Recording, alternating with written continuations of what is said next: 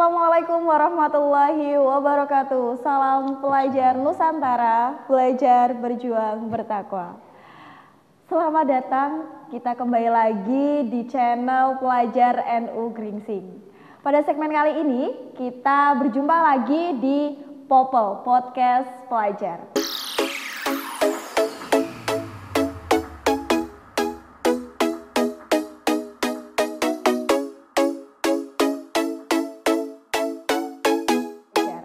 Nah, pada kesempatan kali ini nih kita sudah lama ya tidak berbincang-bincang hangat ya.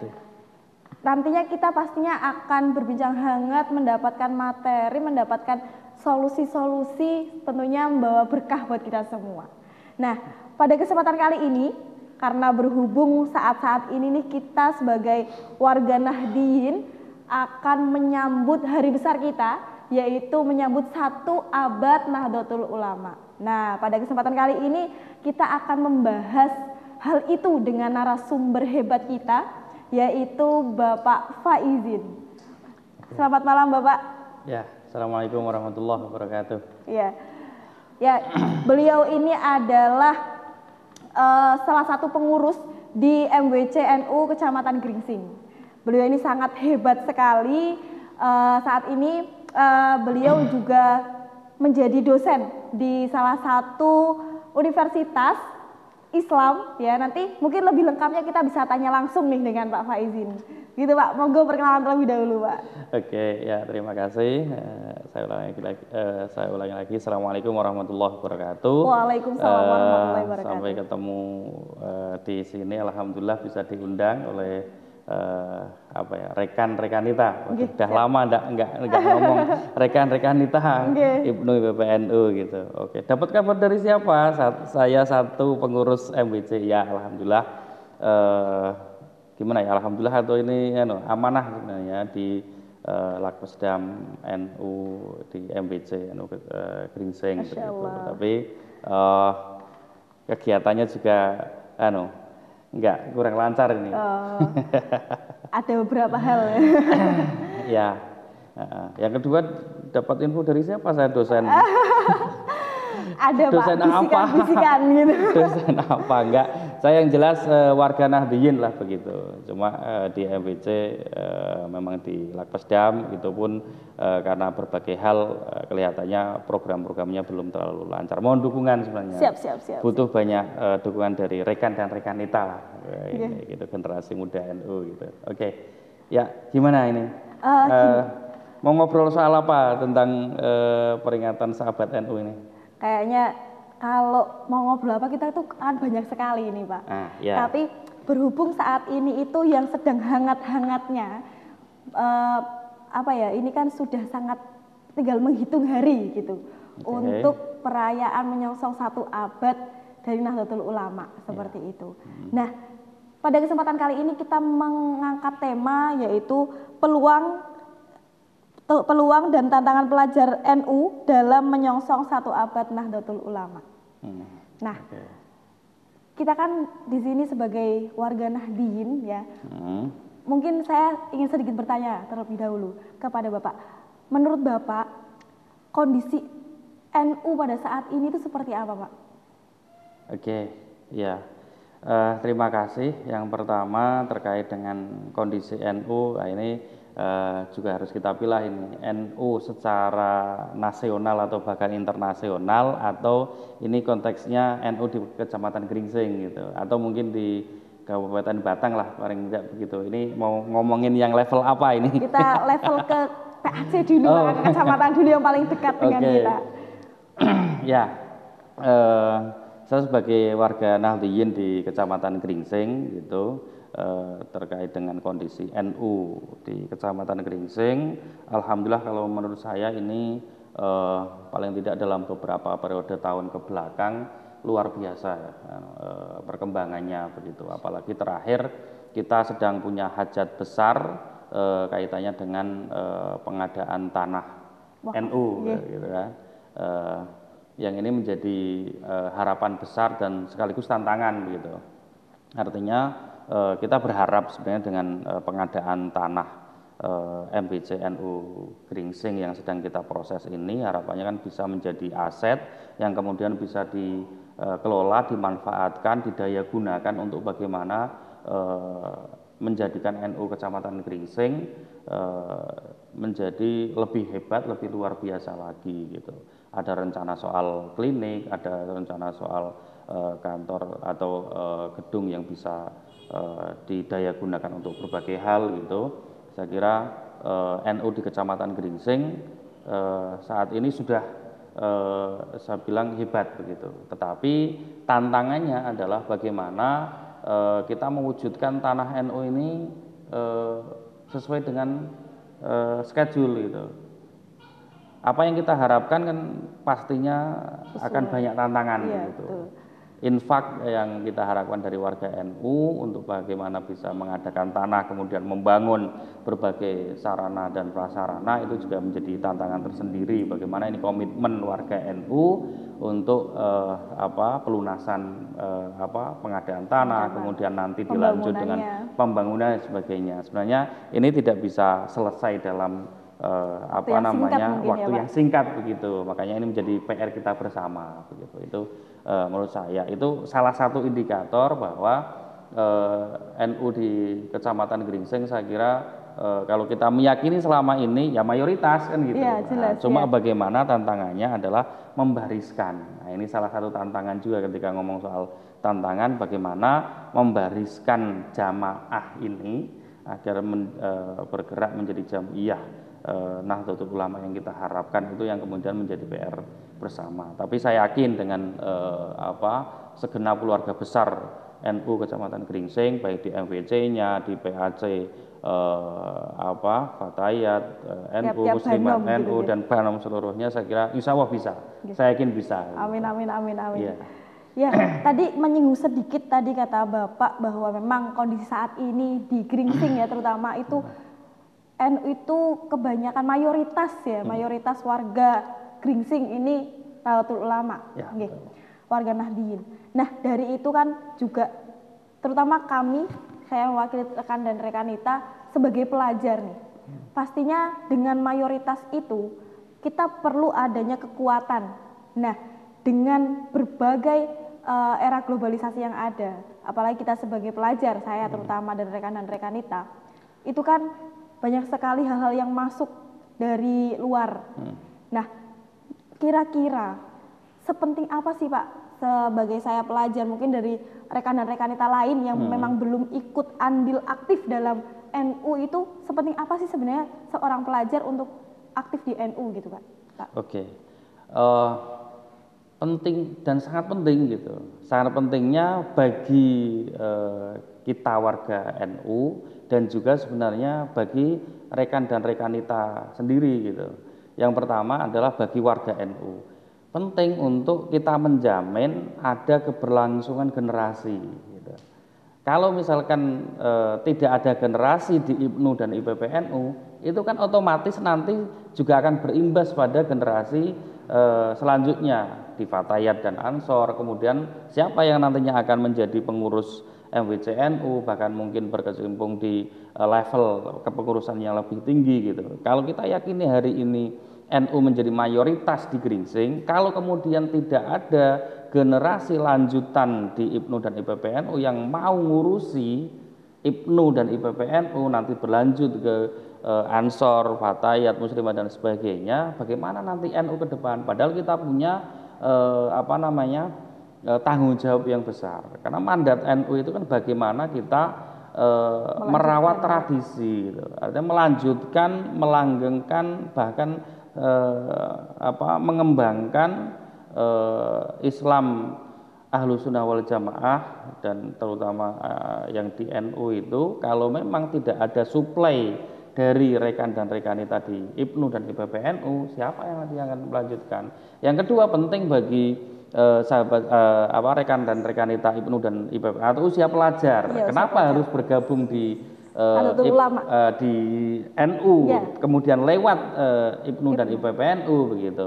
Karena yang jelas mungkin rekanita juga bisa merasakan, artinya apa bedanya antara sebelum ikut IPNU atau IPP dengan bergabung dan menjadi pengurus di IPP, karena yang jelas kita ketika berorganisasi itu kan akan banyak sekali hal-hal yang bisa dikembangkan gitu.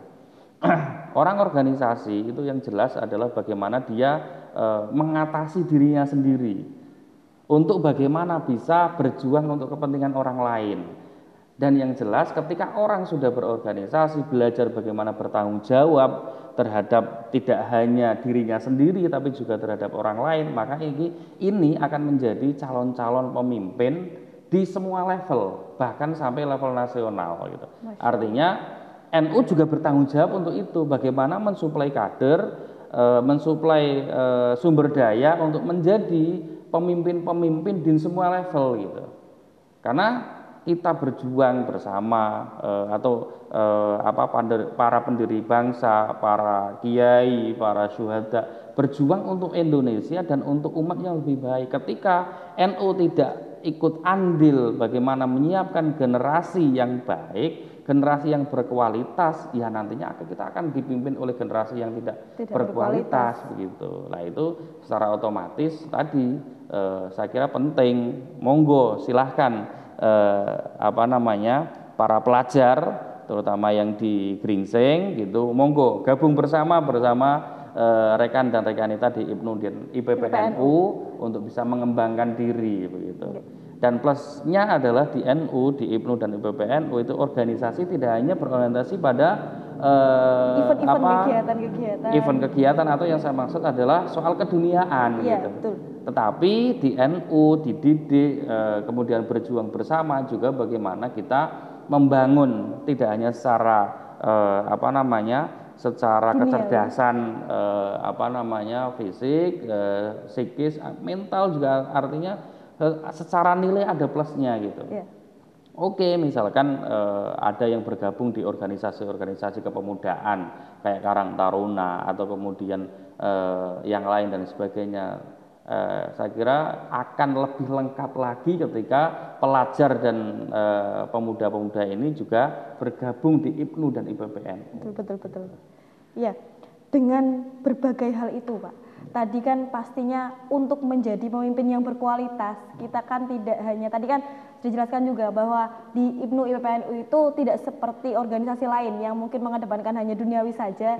Kita juga ada benefit tentang akhirat gitu. Ada amaliyah-amaliyah yang diajarkan gitu. Nah, di sini tuh terkadang nih Pak, yang saya rasakan juga yang sering terjadi itu masih kurang balance Pak antara mungkin tradisi amaliyah sama istilahnya kadang tuh terlalu sering hanya amaliyah saja tapi tidak ada pelatihan soft skill seperti itu. Sedangkan di dunia sekarang apalagi ini di wilayah kita ini sebentar lagi ada KITB Pak. Pastinya sebagai warga mayoritas pasti kita pengen dong untuk ikut andil di dalamnya dan membawa kebermanfaatan buat kita juga gitu. Nah, alangkah baiknya mungkin menurut Bapak itu langkah apa sih yang perlu kita lakukan untuk bisa menjadi benar-benar pemimpin yang berkualitas seperti itu? Oke, ya terima kasih. Terkait dengan kesiapan kader di masa yang akan datang tadi soal bekal secara skill, keilmuan dan juga secara spiritual begitu. Memang di NU itu bekal spiritual itu kita laksanakan, tetapi pembekalan secara kemampuan, secara skill bagaimana kehidupan nyata di lingkungan masyarakat itu saya kira di NU juga itu diperhatikan begitu dan diberikan gitu.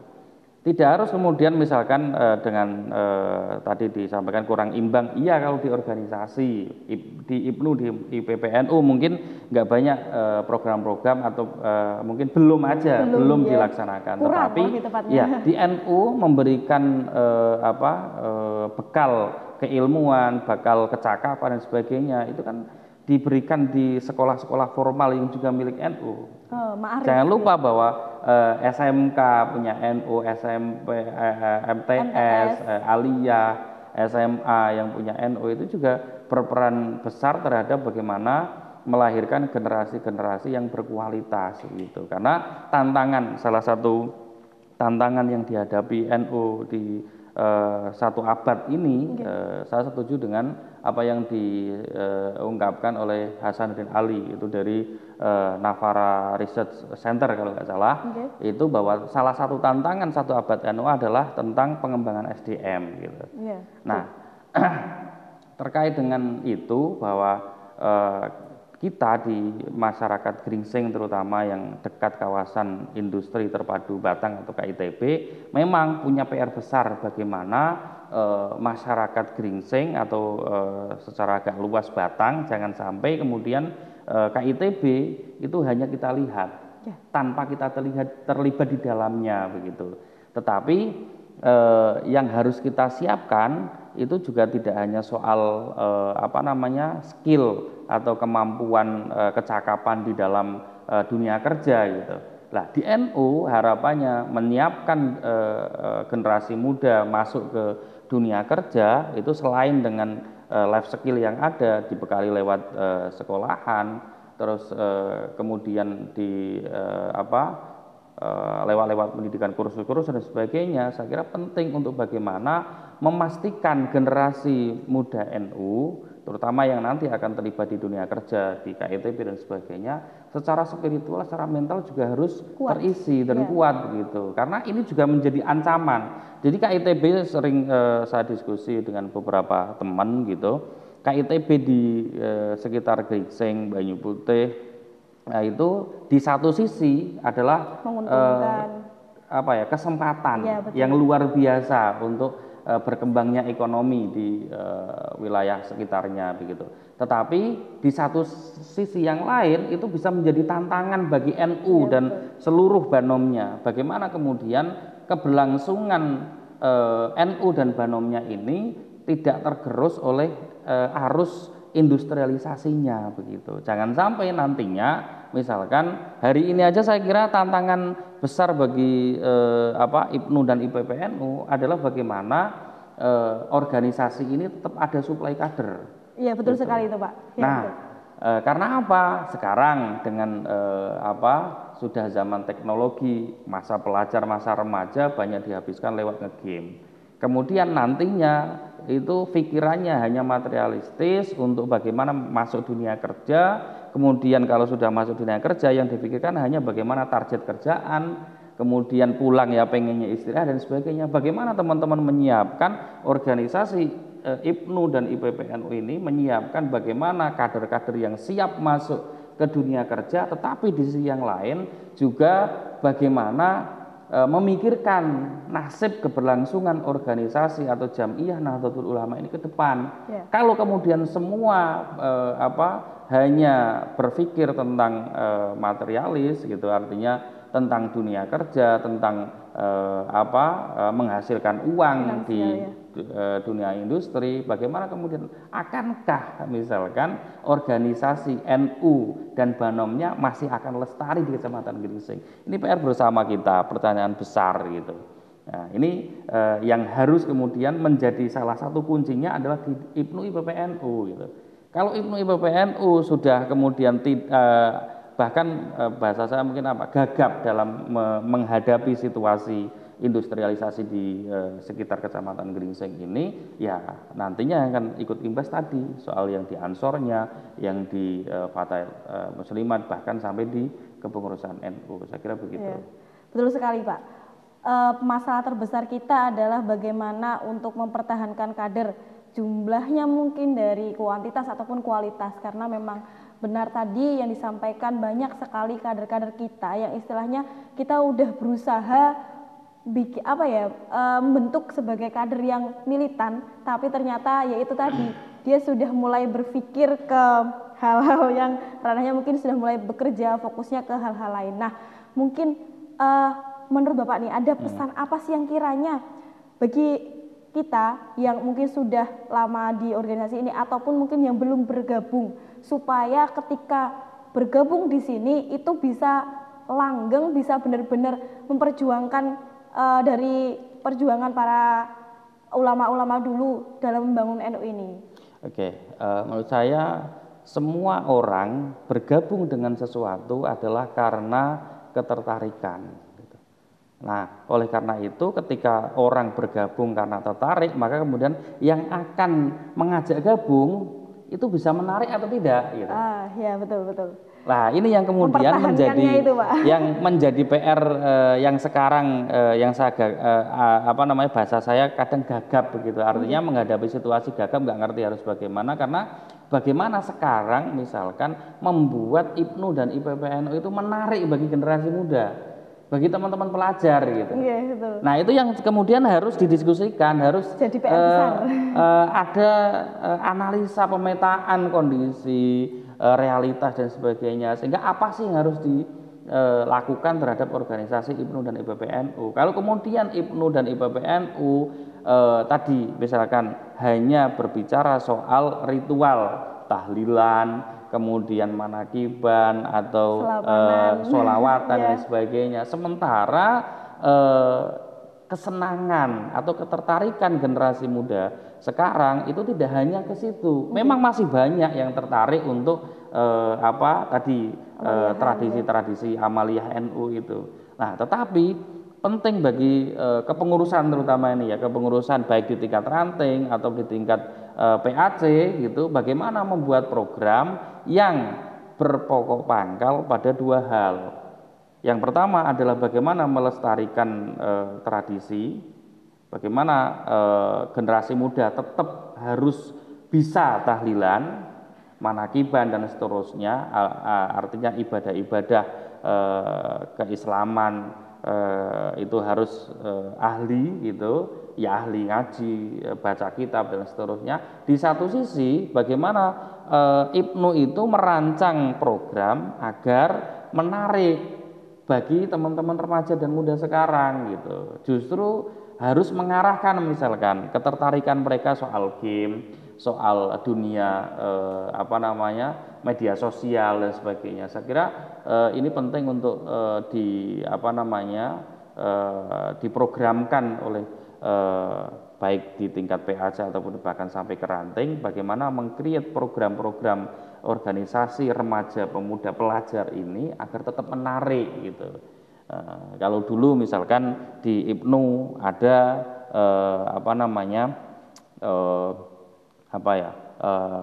ngeband begitu, atau sepak bola sih Pak, ya, atau olahraga dan sebagainya lah. Hobi-hobi itu bagaimana kemudian yang kemudian menjadi daya tarik teman-teman remaja dan pelajar ini, bagaimana terus digali dan terus dikembangkan. Jadi memfasilitasi organisasi itu kan akan banyak pengikutnya ketika banyak yang tertarik dan banyak yang merasa difasilitasi. Nah, itu mungkin yang harus dipikirkan. Jadi teman-teman yang menjadi pengurus itu juga harus memikirkan, oh generasi selanjutnya kira-kira senangannya apa gitu. Jangan kemudian selalu berpatok, oh dulu saya senangnya ini, sekarang programnya ini. Nah, keadaannya sudah berbeda bulan, berbeda tahun aja sudah kecenderungannya berbeda. Ini yang mungkin perlu analisa mendalam untuk bagaimana sih menjalankan program yang bisa menarik bagi teman-teman remaja pelajar. Kemarin misalkan ada generasi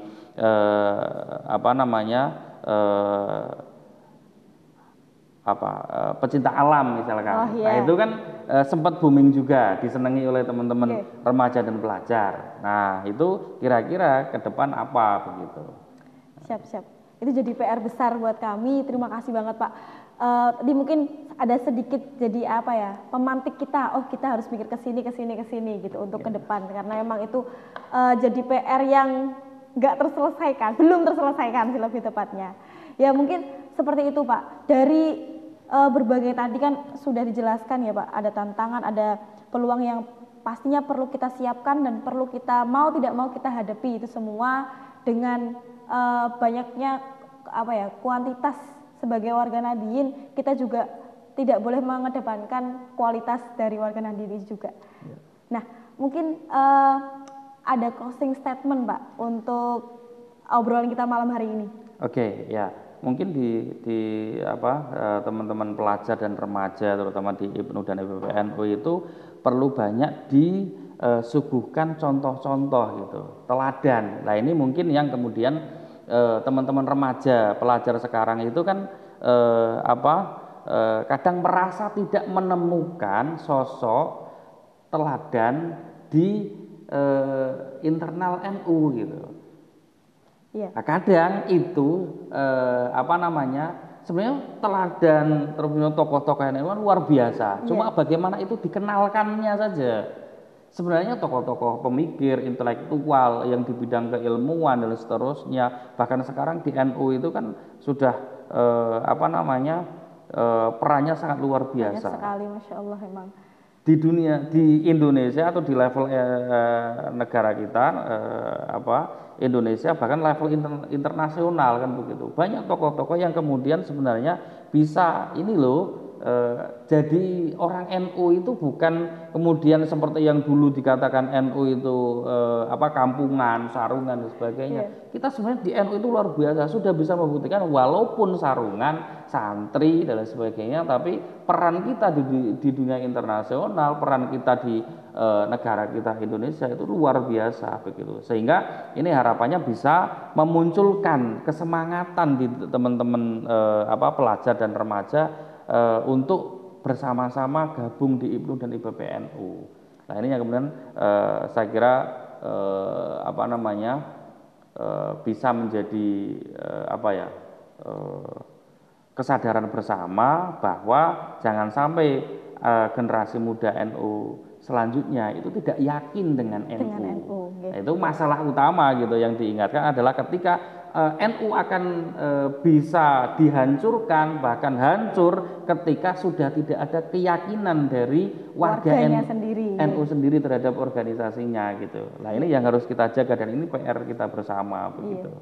Dan untuk membangun kepercayaan itu butuh adanya role model dan dikenalkan itu tokoh-tokoh teladan yang ada zaman dulu gitu Pak. Iya, tidak hanya zaman dulu, sekarang juga begitu gitu. Iya, karena terkait dengan misalkan teman-teman senang di bidang teknologi, senang di bidang game dan sebagainya, bagaimana itu tetap diwarnai dengan kecintaan terhadap organisasi. Bagaimana ini didorong diarahkan ke sana gitu. Ini saya kira itu yang PR kita bersama, PR terutama di teman-teman atau di rekan dan rekanita IPNU dan IPPNU untuk bagaimana bisa menggait teman-teman remaja dan pelajar ini untuk tetap di IPNU dan IPPNU begitu. Ya, siap. Terima kasih banyak Pak untuk obrolan malam hari ini, Masya Allah sangat luar biasa. Banyak hal yang dapat diterima. Insya Allah nanti dari teman-teman rekan dan rekanita yang nonton dari podcast ini juga bisa menerima dengan baik maksud dan apa yang ingin dibicarakan tadi, tujuannya bahwa kita sebagai pelajar NU terutamanya kita banyak sekali punya peluang dan pastinya namanya peluang akan berdampingan dengan tantangan, tapi jangan khawatir bahwa Nahdlatul Ulama itu sudah memberikan fasilitas yang banyak, bahwa banyak sekali tokoh-tokoh di luar sana baik yang sekarang ataupun yang dulu setelah memberikan contoh dan waktunya nanti kita sebagai pelajar bisa meneruskan dari tokoh-tokoh hebat itu. Mungkin cukup itu dari saya, kurang lebihnya mohon maaf. Terima kasih Bapak untuk waktunya malam hari ini. Terima kasih juga. Ya mungkin kita bisa bertemu di lain kesempatan. Sekian, wassalamualaikum warahmatullahi wabarakatuh. Ya, waalaikumsalam warahmatullahi wabarakatuh.